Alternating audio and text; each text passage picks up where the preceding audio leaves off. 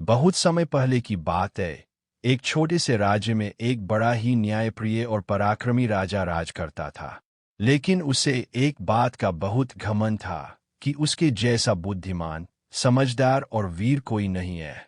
एक दिन राजा ने अपने मंत्रियों से कहा, क्या इस राज्य में कोई ऐसा व्यक्ति है जो मुझसे ज्यादा बुद्धिमान हो? अगर है तो उसे दरबार में बुलाओ। मंत्रियों ने बहुत खोज की, लेकिन कोई जवाब देने की हिम्मत नहीं जुटा सका। तभी एक मंत्री बोला, महाराज, एक गांव में एक जाट किसान रहता है। बड़ा ही चालाक और समझदार है। कहते हैं उसकी बुद्धि इतनी तेज है कि कई बार गांव के लोग उससे सलाह लेने आते हैं। राजा ने आदेश दिया, उसे तुरंत बुलाओ। अगले दिन दरबार में वह जाट आया, साधारण कपड़े, पगड़ी सिर पर, हाथ में लाठी और चेहरे पर आत्मविश्वास। राजा ने मुस्कुराते हुए कहा, किसान, सुनाए तू बहुत समझदार है, तो चल तेरा इम्तिहान लेते हैं। जाट बोला, हुजूर, अगर आप परीक्षा लेंगे तो मुझे भी आपको कुछ प्रश्न पूछने की इजाजत होगी। राजा ने हंसते हुए कहा, ठीक है, जो चाहे पूछ ले। राजा ने पहला प्रश्न पूछा, अगर मैं तुझे 100 सोने के सिक्के दूं और कहूं कि मुझे खुशी दो, तो तू क्या करेगा? जाट बोला, महाराज, मैं उन 100 सिक्कों से आपकी प्रजा में बांट दूंगा। जब वे खुश होंगे तो उनका चेहरा देखकर आपको असली खुशी मिलेगी। खुशी दी नहीं जाती, महसूस कराई जाती है।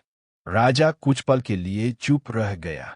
राजा ने दूसरा प्रश्न पूछा, अगर मैं तुझे अपना मंत्री बना दूं तो तू क्या करेगा? जाट बोला, पहले मैं किसान बनकर ही रहना चाहूंगा, क्योंकि मंत्री बनने से पहले खेत जोतने वाला किसान ही राज्य को अन्न देता है। जो धरती का दर्द नहीं समझता, वो जनता का दर्द भी नहीं समझ सकता। दरबार में सन्नाटा छा गया। अब जाट ने राजा से पूछा, महाराज, बताइए, सबसे बड़ी ताकत किसमें होती है? धन में, सेना में या जनता में? राजा बोला, सेना में। जाट मुस्कुराया, गलत। सबसे बड़ी ताकत जनता में होती है।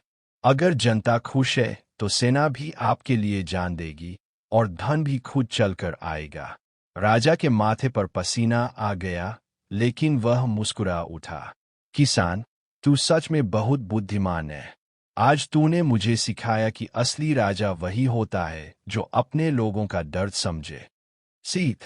राजा ने जाट को सोने से नहीं, बल्कि सम्मान से नवाजा और कहा, तेरी सादगी और समझदारी ही इस राज्य की असली ताकत है। उस दिन से राजा ने अपने हर फैसले से पहले जनता की राय लेना शुरू किया। राज्य खुशहाल हुआ, लोग सुखी हुए और जाट का नाम पूरे राज्य में फैल गया।